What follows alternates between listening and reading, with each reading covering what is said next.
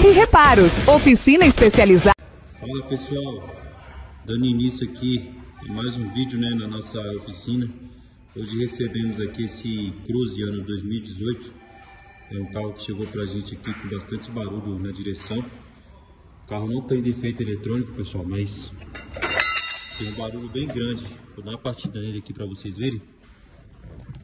Ó. A gente tá reclamando desse barulho aqui, ó. Já foi detectado aí que o barulho vem da caixa de direção, tá bom?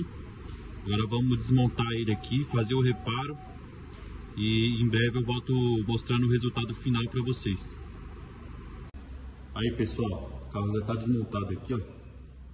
Como vocês podem ver, ó, a caixa já tá fora. Aqui é a caixa de direção. E isso, pessoal, é o barulho que tá fazendo. Agora vamos fazer o reparo aqui e montar no carro novamente. Aí pessoal, finalizando o nosso serviço aqui no Cruze. O carro já foi montado, foi reparada a caixa de direção aí. Como vocês podem ver, ó, o barulho sumiu, tá bom?